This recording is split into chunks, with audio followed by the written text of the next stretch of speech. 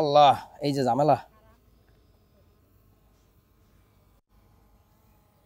আমি এখন বালু নদীতে একটা ডিঙি নৌকার উপর দাঁড়িয়ে আছি। এই নৌকাটা ফুললি ফাংশনাল, মানে তার যা করার কথা, এখান থেকে ওখানে যাওয়া, মালপত্র নিয়ে যাওয়া, মানুষজন বোঝাই করে নিয়ে যাওয়া, সবই করতে পারে। কিন্তু এটার স্ট্যাবিলিটি নিয়ে একটু ঝামেলা আছে।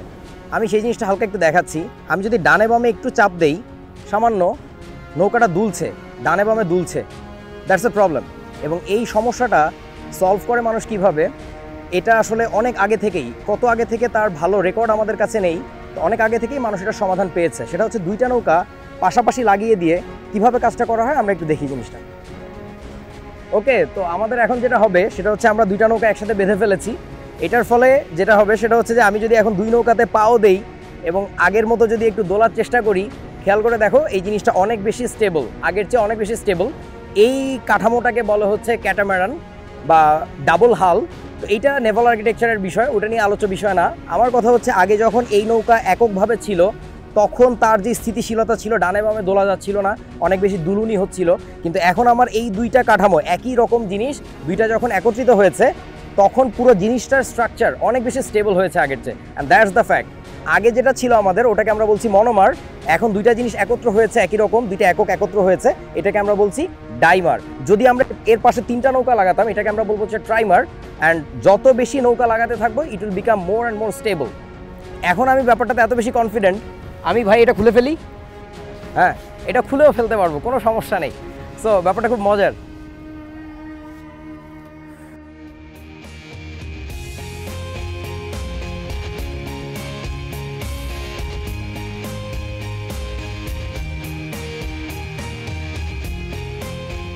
চলে আসলাম নদী থেকে সমুদ্রে, জ্ঞানের সমুদ্রে।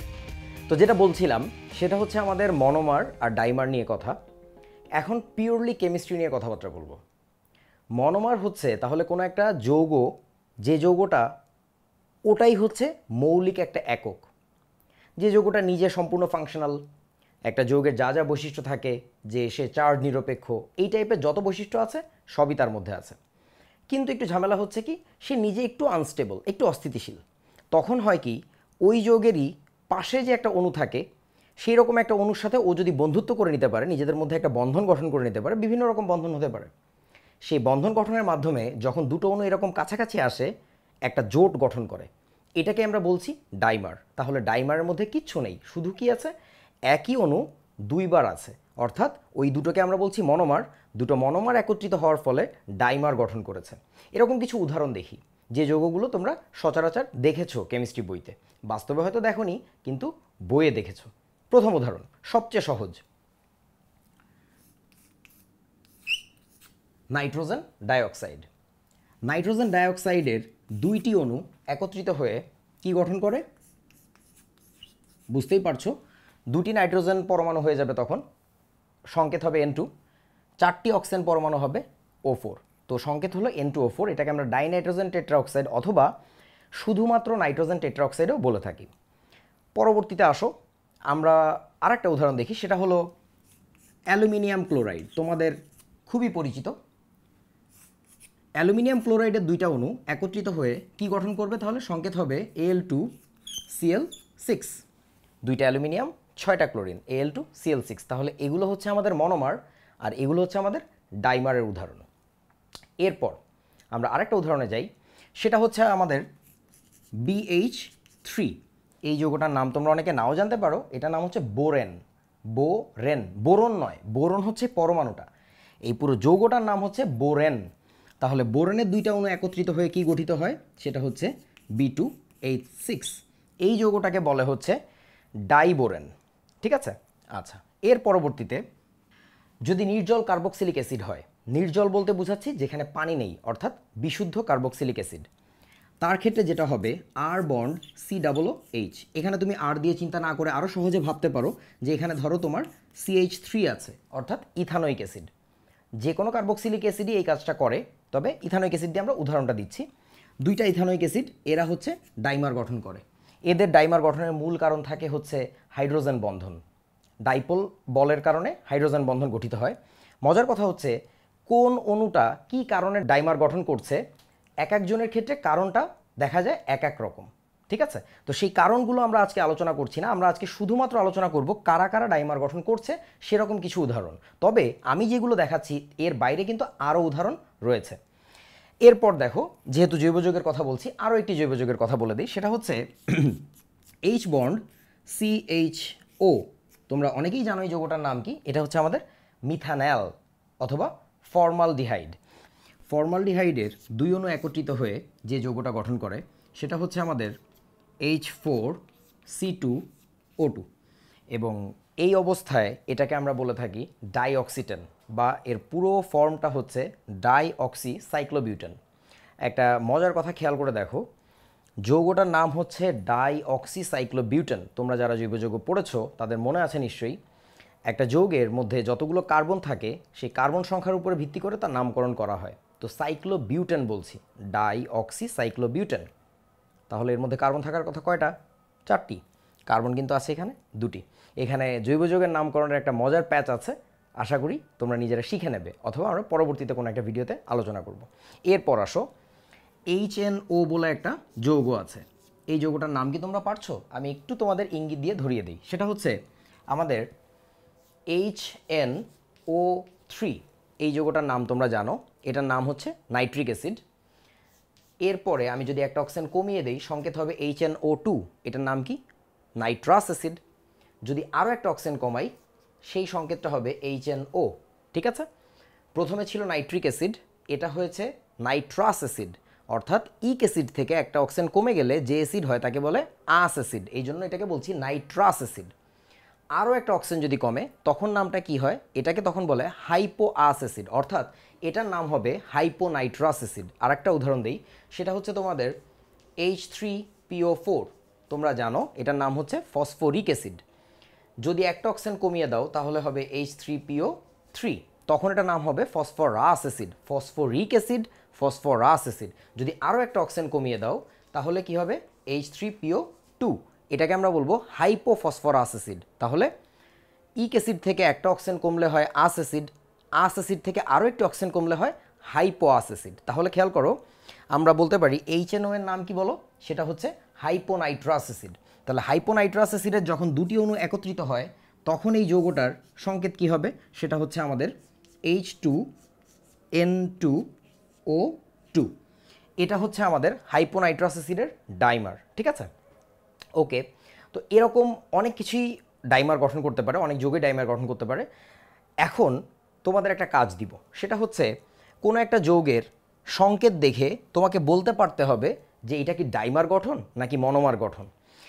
সেই জিনিসটা খুব বেশি কঠিন না, আমার কাছে মনে হয় তোমরা এই সংকেতগুলো যদি একটু খেয়াল করে দেখো তাহলে বুঝতে পারবে একটা ডাইমারের সংকেতে যে সংখ্যাগুলো থাকে সেই সংখ্যাগুলো না সবই জোড় হয়। কেন জোড় হয় তার কারণটাও বুঝতে পারছো। মনোমারের সংকেতে যে কোনো পরমাণু যত সংখ্যাই থাকুক, জোড় অথবা বিজোড়, তাকে কিন্তু আসলে 2 দিয়ে গুণ করা হচ্ছে। যেহেতু 2 দিয়ে গুণ করা হয় তার মানে আমাদের ডাইমারের সংকেতে সবসময় জোড় সংখ্যাটা থাকবে। যেমন ধরো এখানে একটা বিজোড় সংখ্যা ছিল মনোমারের গঠনে, সেটা কিন্তু ডাইমারে যে দ্বিগুণ হয়ে গেছে, 3-এর দ্বিগুণ কিন্তু 6 হয়েছে। তাহলে এখন আমাদের পরিচিত কতগুলো যৌগ দেখি, যে সংকেত দেখে তোমাকে চিনতে হবে যে এটা কি ডাইমার নাকি মনোমার। সেই জিনিসটার একটা উদাহরণ হলো H2O2। এটা সম্ভবত একটা ডাইমার, কি বলো? কারণ এখানে সবই দেখো জোড় সংখ্যা। আচ্ছা, এটা যদি ডাইমার হয়, বুঝতেই পারছো এটা আমাদের হাইড্রোজেন পারক্সাইড, এটা যদি ডাইমার হয় তাহলে এর মনোমার কী ছিল? ভেবে দেখো তো, ডাইমার থেকে মনোমারে কিভাবে যায়। সেটা হচ্ছে এই যে সংখ্যাগুলো ছিল আমাদের, এটাকে জাস্ট আমরা 2 দিয়ে কাটাকাটি করে দিব, 2 দিয়ে ভাগ করে দিব, তাহলে আমরা পেয়ে যাব। তার মানে হচ্ছে আমাদের এইটার মনোমারের সংকেত হলো HO। ঠিক, কারণ হচ্ছে কি এখানে 2 বাদ দিয়েছো, কাটাকাটি করেছো, এখানেও 2 বাদ দিয়েছো, সংকেত থাকে হচ্ছে HO। তাহলে মনোমার যদি হয় HO, তার ডাইমার হবে কি H2O2। ঠিক তো? পুরো ভুল, সম্পূর্ণটাই ভুল। H2O2 এটা কোনো ডাইমার নয়, কারণ এরকম কোনো যৌগ সম্ভব না। HO যে ব্যাপারটা, এই জিনিসটা কিন্তু কোনো ডাইমার না। ঠিক আছে? এই জিনিসটা কোনো সংকেত, কোনো যৌগের সংকেত সম্ভব না। এই যে H2O2 দেখছো, এইটাই তোমার মৌলিক গঠন। আমাদের কথা কি ছিল খেয়াল করে দেখো, মনোমার হতে গেলে, মনোমারের ডাইমার গঠন করতে গেলে প্রথমত এই যে মনোমার জিনিসটা, মনোমার যৌগটা, এটাকে সেলফ সাফিসিয়েন্ট একটা যৌগ হতে হবে। ঠিক আছে, তারপরে সে তার দ্বিগুণ হয়ে ডাইমার গঠন করতে পারবে। কিন্তু এই জিনিসটা যেহেতু সেলফ সাফিসিয়েন্ট না, অর্থাৎ নিজেই নিজের সমস্ত যোজনী মিলাতে পারছে না, হাইড্রোজেন অক্সিজেনের কোনোভাবে এখানে যোজনী মিলছে না, বন্ধন গঠন করেও দেখার চেষ্টা করতে পারবে এখানে কীভাবে কোনোভাবেই ইলেকট্রন আদান প্রদানের মাধ্যমে এইরকম কোনো যৌগ গঠন সম্ভব না, অপূর্ণতা থেকে যায়। যেহেতু এটা পূর্ণ কোনো কিছু না, সুতরাং এর দ্বিগুণ হয়ে যে এটা এসেছে ব্যাপারটা এরকম না, বরং এইটাই হচ্ছে তার ন্যূনতম গঠন, মিনিমাম স্ট্রাকচারই হচ্ছে এটা। ঠিক আছে, একই ঘটনা তোমার কোথায় ঘটেছে বলে দেই, সেটা হচ্ছে এখানে ঘটেছে। এই জিনিসটা কোনো ডাইমার না, আমি এটা তোমাদেরকে ভুল দেখিয়েছি।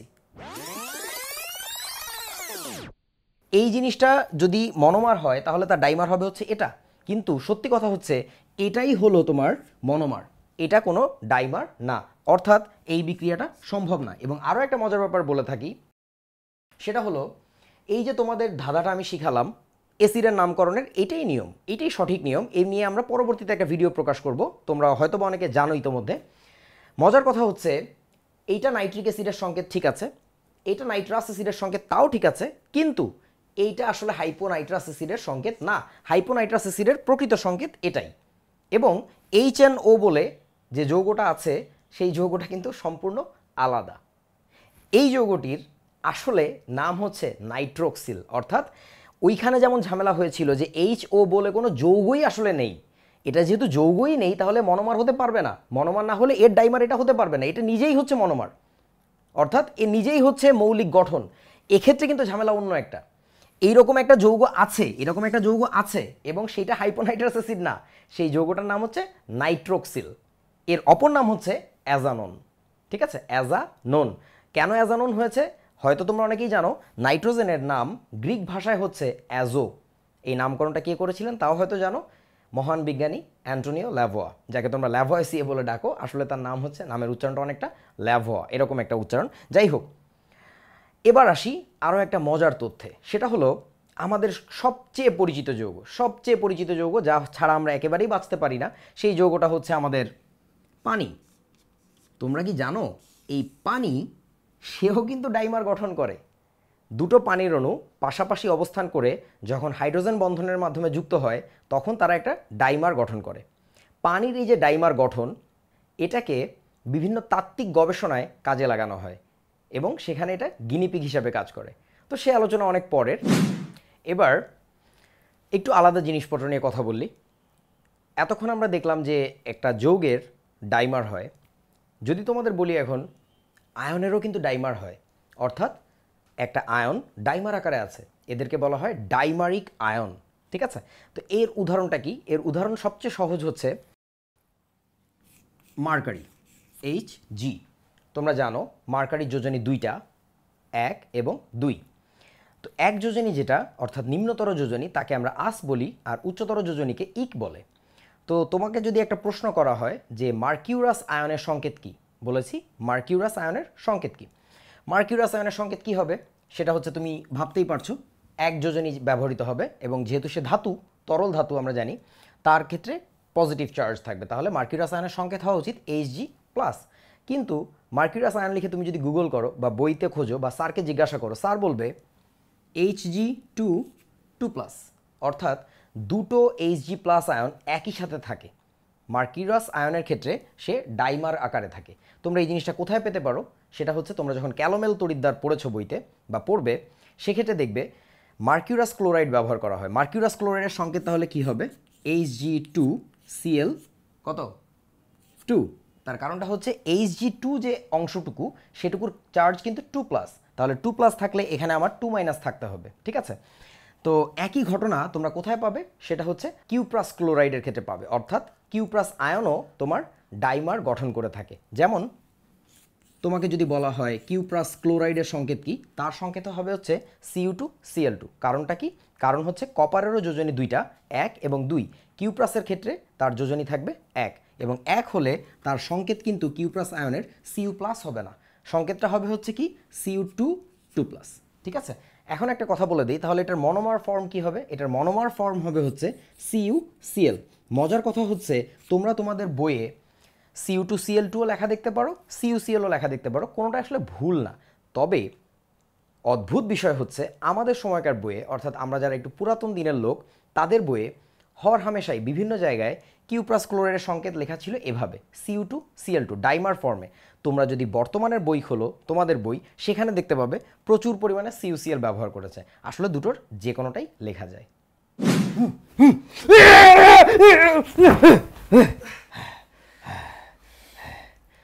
চলে আসো, আর পারা যাবে না, মন আমার অনেক এক্সাইটেড হয়ে গেছে।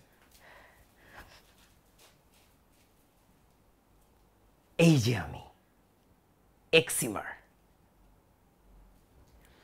ব্যাপারটা কি, আসলে কিছু মৌল আছে যারা এককভাবেই থাকে, একা একা বসবাস করে, কিন্তু তারা তাদের অতিরিক্ত উত্তেজিত একটা অবস্থায় কি হয় জানো, তারই মতো আরেকজনের সাথে যুক্ত হয়ে যায়। এই অবস্থাটায় আমরা দেখতে পাচ্ছি ডাইমারের মতো একটা ঘটনা ঘটছে, এবং এই জিনিসটাকে তখন বলে হচ্ছে excimer, because that is excited dimer. তো একসাথে শব্দটা কি হয়েছে, এক্সাইটেড ডাইমার, এক্সিমার। ঠিক আছে, তো উদাহরণ কি, উদাহরণ হচ্ছে আমাদের নিষ্ক্রিয় গ্যাসগুলো। হিলিয়াম থেকে আসবে ডাইহিলিয়াম, ক্রিপ্টন থেকে আসবে ডাইক্রিপ্টন, এরকম। অনেক তো ডাইমার নিয়ে কথা হলো, এবার চলো একটু ট্রাইমার দেখি। ট্রাইমার কখন হবে, যদি মনোমার 3বার যুক্ত হয়, বা 3টা মনোমার যদি যুক্ত হয়, এটাকে আমরা বলবো একটা ট্রাইমার। যদি 4বার যুক্ত হয় তখন বলবো টেট্রামার, 5বার যুক্ত হলে পেন্টামার, এরকম হতে থাকবে। কারণটা হচ্ছে কি, মনো মানে জানো তোমরা এক, মার মানে হচ্ছে অংশ, MER, মার, মার শব্দের অর্থ হচ্ছে অংশ। ঠিক আছে, সো মনোমার একক অংশ, ডাইমার 2টা একই মনোমার থাকবে, ট্রাইমার 3বার একই মনোমার থাকবে, এভাবে আমরা নামকরণ করে যাব। তো ট্রাইমারের উদাহরণ কি, আমি সহজ কিছু উদাহরণ দিচ্ছি, কঠিন উদাহরণ চাইলেই দেওয়া যায়, কোনো দরকার নেই, তোমাদের জন্য সহজ উদাহরণটাই বলছি। সেটা হচ্ছে তোমরা জৈব যৌগ যখন পড়েছো তখন তোমরা দেখেছো, সেটা হচ্ছে ethyne CH triple bond CH। ইথাইনের ক্ষেত্রে আমরা জানি লোহার নলের ভিতর দিয়ে 400 ডিগ্রি সেলসিয়াস তাপমাত্রা এটাকে চালনা করলে কি হয় বলো তো, এটা হচ্ছে আমাদের বেনজিনে পরিণত হয়, সেই সুপরিচিত যৌগ বেনজিন। এক্ষেত্রে কি হয়, 3টা ইথাইন অণু একত্রিত হয়ে বেনজিন তৈরি করে।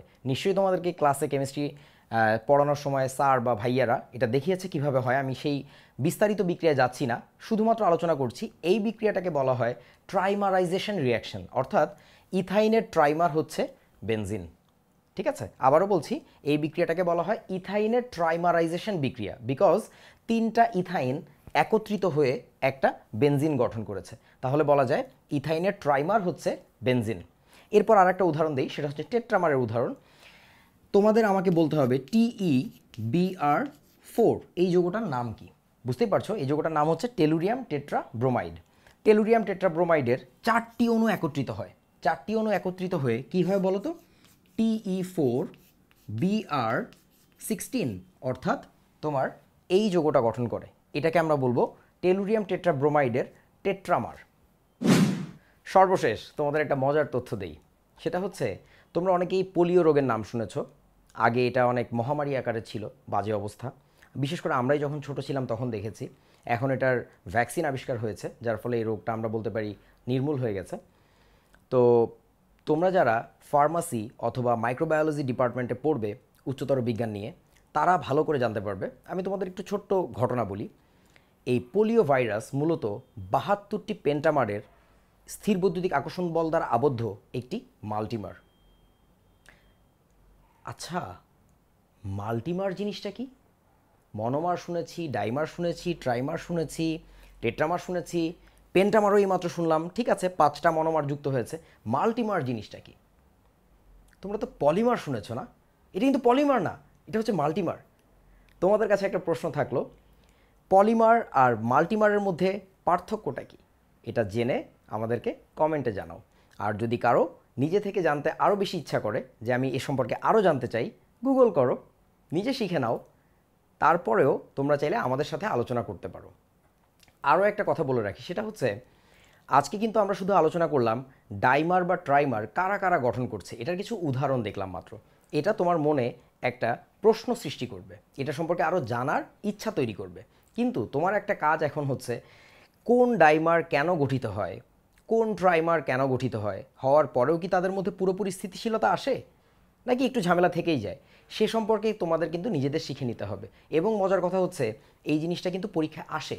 প্রায় তোমরা দেখবা নাইট্রোজেন ডাইঅক্সাইডের ডাইমার গঠনের কারণ আসছে, আরও বেশি পরীক্ষা আসতে দেখা যায় অ্যালুমিনিয়াম ক্লোরাইডের ডাইমার গঠনের কারণ, তারপর তোমার জৈব অ্যাসিডের ডাইমার গঠনের কারণটা বইতে ব্যাখ্যা করা আছে।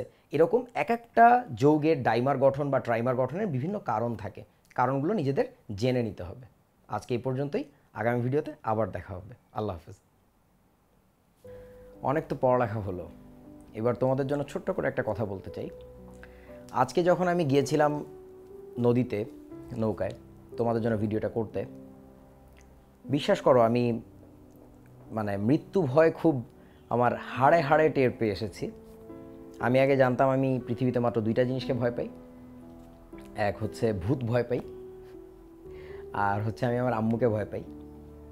আজকে জানো আমি আসলে তৃতীয় যে জিনিসটাকে ভয় পাই সেটা হচ্ছে পানি ভয় পাই। আমি আসলে সাঁতার পারি না। আমাকে সবাই পচাচ্ছিল যে ভাই Naval architecture and marine engineering ডিপার্টমেন্টে পড়ছেন, তা আপনি তো সাঁতার কাটতে পারেন না। আমার খুব লজ্জা লাগছিল। আমাদের ডিপার্টমেন্টে এটা শেখানো হয় না, এটা কোনো ডিপার্টমেন্টের কাজ না, কিন্তু তারপরেও আমাদের অনেক বিশ্ববিদ্যালয়ে অনেক সময় জোর দাবি জানানো হয়েছে যে সব ছাত্রদেরকে যেন বাধ্যতামূলক সাঁতার শেখানো হয়। তার কারণটা হচ্ছে তোমরা প্রতি বছরই জানো, সংবাদপত্রে দেখো, টেলিভিশনে সংবাদ দেখো যে বিশ্ববিদ্যালয়ের অনেক ছাত্ররা প্রায়ই পানিতে ডুবে মারা যায়। তার কারণটা হচ্ছে তারা সাঁতার জানে না। কিছু ক্ষেত্র আছে যখন সাঁতার জানলেও আসলে উপায় থাকে না, তার ক্ষেত্রেও কিছু টেকনিক আছে, সেটা পরের কথা। তো তখন আসলে আমার বারবার সুকুমার রায়ের একটা কবিতা 16 আনাই মিছে, কবিতার নাম হচ্ছে 16 আনাই মিছে, তোমাদের বইতে আছে কিনা জানি না, আমাদের সময় প্রাইমারি স্কুলে আমরা পড়েছি।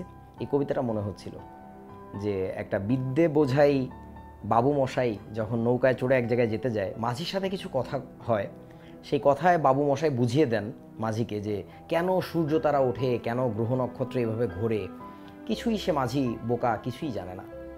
কিন্তু দিন শেষে যখন ঝড় ওঠে, ওই নৌকায় বাবু মশাই কত কাবু হয়ে যায়, এবং তখন মাঝি ব্যঙ্গ করে বলে যে বাবু তোমার তো জীবনে 16 আনাই মিছে, আমি না হয় চন্দ্রতারার কারণটা জানি না, আমার জীবনে 4 আনা মিছে, আরও 2-4টা বিজ্ঞানের বিষয় আদি বুঝি না, যার ফলে আরও হয়তো বা 4 আনা মিছে, এভাবে হয়তো বা আমার জীবনের 12 আনাই মিছে। কিন্তু তুমি যে সাঁতার জানো না, জীবন বাঁচানোর একটা মৌলিক জ্ঞান তোমার নেই, তোমার তো জীবনের 16 আনাই মিছে। তো আজকে আমার সেটাই অনুভব হচ্ছিল। পড়ালেখা করব আমরা, আরও বেশি করে করব, কিন্তু জীবন রক্ষাকারী এই যে মৌলিক কতগুলো কৌশল, এই কৌশলগুলো আমাদের একটু রপ্ত করে নিতে হবে। দিন শেষে আমার এই অনুরোধটা তোমরা যেন রেখো।